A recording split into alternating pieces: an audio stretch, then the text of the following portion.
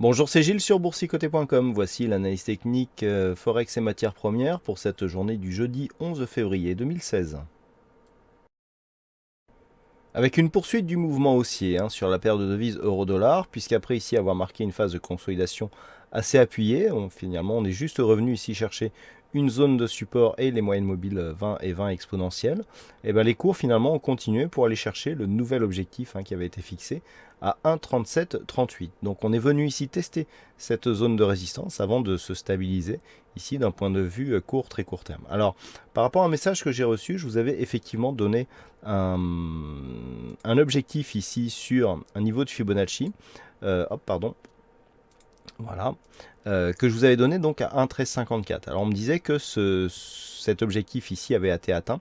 Le problème c'est que entre temps on est venu ici marquer le niveau d'invalidation qui c'était à 1,1189 puisqu'on est venu ici rechercher le retracement des 61,8% justement de cette phase de consolidation. Donc l'objectif certes est valable, mais pas selon les configurations de Fibonacci, où normalement il faut que je dirais que l'objectif soit atteint d'une manière beaucoup plus directe que ce qu'il a été ici.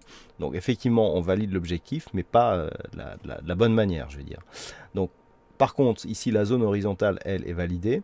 Maintenant, bien, il faudra vérifier à ce que la zone ici des 1,1278 soit validée comme zone de support. Toutefois, on a des signaux ici d'affaiblissement qui apparaissent, avec notamment des divergences baissières. Donc on le voit bien ici sur ce RSI, avec des plus hauts qui sont pour l'instant toujours de plus en plus bas sur l'indicateur, chose que l'on vérifie aussi sur le stochastique, avec ici des plus hauts de plus en plus bas. Alors attention ici au plus haut actuel, qui est toujours en train de monter. Donc si le stochastique remonte par exemple sur 90, eh bien on invalidera cette divergence du point de vue du stochastique, alors que les plus hauts montent ici. Les plus hauts montent d'une manière significative.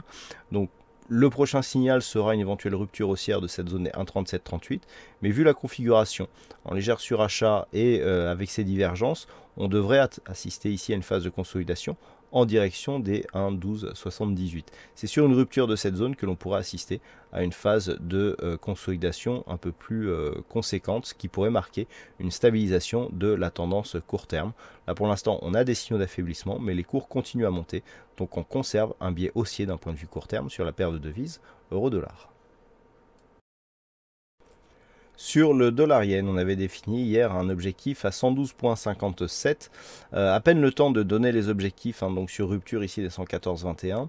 À peine donné le temps de donner les objectifs, on les atteint directement dans la nuit. Donc on s'est bien ici stabilisé légèrement dans la nuit sur cette zone de support avant de le casser et de venir chercher directement ici la zone des 111,59 qui était la prochaine zone de support. Donc là, les zones de support maintenant sont peu plus éloigné, on a une zone ici à 110, 109,95. Toutefois, on a une configuration ici qui commence à marquer des signes d'excès, avec ici RSI et stochastique en zone de survente, et un MACD qui tente un retournement ici pour un rebond technique. Alors on a deux zones d'objectifs possibles, une zone qui a déjà été atteinte, la zone de retour donc sur les 112,57, et dans le cas d'un rebond technique un peu plus marqué, la zone des 114,21. Jusqu'à la zone des 114,21, le rebond ne sera s'il existe bien sûr, ne sera que technique, puisqu'on n'aura fait que valider ici une zone de support comme une zone de résistance. C'est seulement au-delà de cette zone et confirmé par un point haut ici supérieur à cette zone des 117,50 que nous pourrions avoir un retournement de tendance. Donc pour l'instant, on en est loin et on est bien installé ici dans une tendance baissière. Et enfin, on termine avec l'or qui est toujours en train d'exploser ici à la hausse. Alors, hier, j'attire votre attention ici sur une possible rupture de cette zone des 1187. Vous avez dit quand même que cette zone était solide. On était juste revenu chercher ici la zone des 1183. Et on le confirme aujourd'hui, puisque l'or aujourd'hui a nettement monté. On est passé ici une zone à 1208 pour aller dépasser ici la zone des 1260. Alors, regardez bien ce que nous avons comme configuration. C'est assez rare et assez intéressant. Nous avions ici une zone, donc une phase de dynamique avec un retracement de Fibonacci donc, qui avait été tracé. Et j'ai laissé ce retracement. Et la chose qui est intéressante et qui n'arrive pas souvent, c'est le fait que nous ayons ici une cassure de ce retracement à 100% et des cours qui s'approchent de l'extension de Fibonacci à 161,8%. Ça nous montre qu'on est en train de changer de tendance. D'un point de vue moyen terme, un rebond technique qui revient ici sur le 100%, c'est une phase de neutralisation.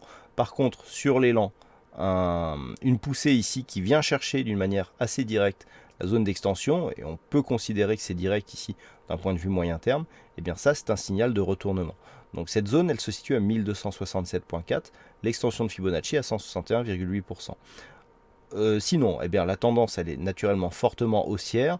Nous avons une forte situation d'excès ici sur cette configuration avec un RSI, un stochastique en surachat et une amplitude sur le MACD qui commence à être relativement conséquente. On n'a pas souvent eu des amplitudes aussi fortes sur l'or. Donc dans cette configuration, la zone ici 1257,67 devrait être une zone de résistance assez forte que l'or normalement devra avoir du mal à passer.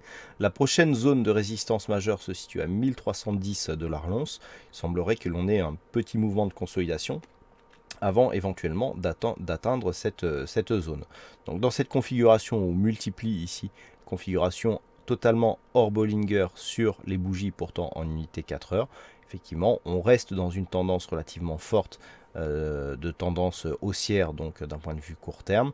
Par contre, une consolidation ici est à prévoir. On peut viser raisonnablement 1240, voire 1223 ou 1208 $ l'once. 1208 semble une cible tout à fait réalisable sans remettre en cause la poursuite du mouvement haussier.